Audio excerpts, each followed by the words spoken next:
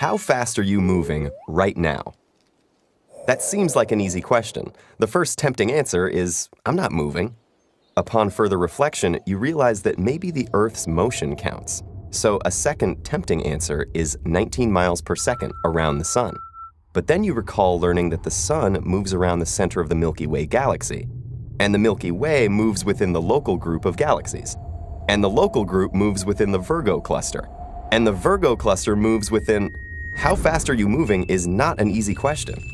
When mission control tells astronauts how fast they're going, there is always an assumed standard of rest. At the start of the voyage, speeds are given relative to the launch pad. But later, when the launch pad is just one more arbitrary place down there on Earth's spinning surface, speeds are given relative to the idealized, non-spinning, pinpoint center of Earth. On their way to the moon, Apollo astronauts had a hard time answering the question, how fast are you moving? Speed away from Earth was one thing, and speed toward the moon was quite another. That's because the Earth and the moon move relative to one another. Of course, speed is a relative quantity. When Captain Kirk asks Lieutenant Sulu if the Starship Enterprise has reached a speed of warp 7, Sulu should reply, relative to what, Captain? Such a sassy reply may get subordinate Starfleet officers in trouble, but it is the only good answer to the question, how fast are you moving? This is basic relativity talking. Not fancy Einsteinian relativity, but good old-fashioned and still correct Galilean relativity. Galileo seems to have been the first person to realize that there is no such thing as an absolute speed. Speeds are relative. This means that speeds only have meaning when they are referred to a reference frame. Presumably, that reference frame is itself at rest. But then we have to ask again, at rest relative to what?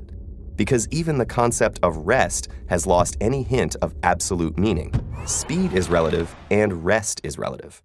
Earth's speed is 19 miles per second relative to the sun.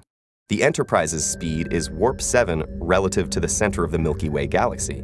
Your speed is 0 relative to your easy chair. But depending on where you sit, it is hundreds of miles per hour relative to Earth's center. When we furrow a brow and ask, but how fast is Earth really moving?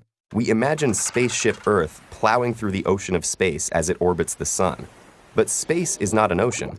It has no substance as water does. Space is not a thing. Space is nothing. Space is no thing. You can move between 2 points in space, say between Earth and Mars, but you can't move through space. There's nothing to move through. It's like trying to say how much a hole weighs. A hole weighs exactly nothing, because a hole is nothing. It's a void, and so is space.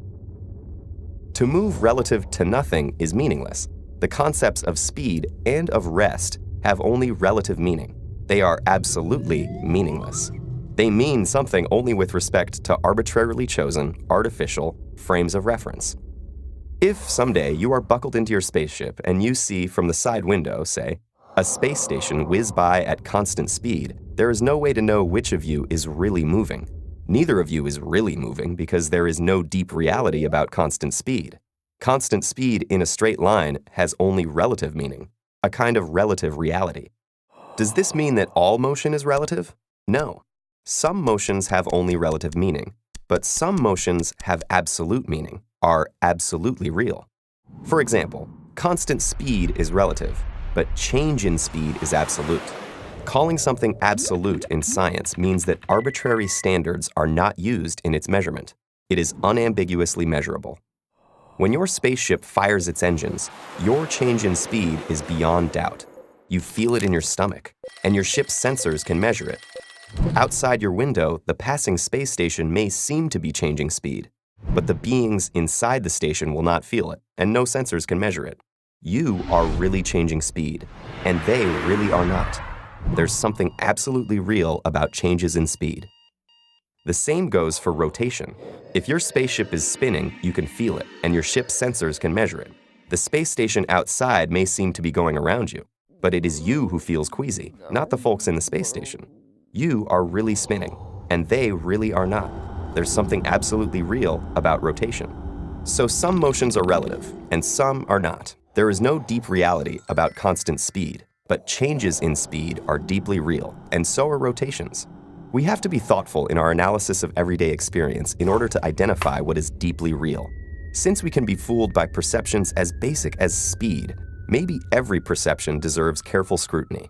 This is what inspired Einstein to his incredible insights about the speed of light and forward time travel.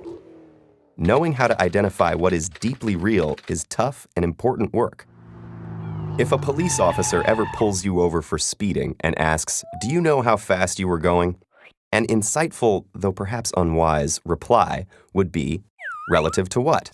And then, as you sit in the back seat of the police car and feel it accelerate toward jail, you can add, "But some things are absolute."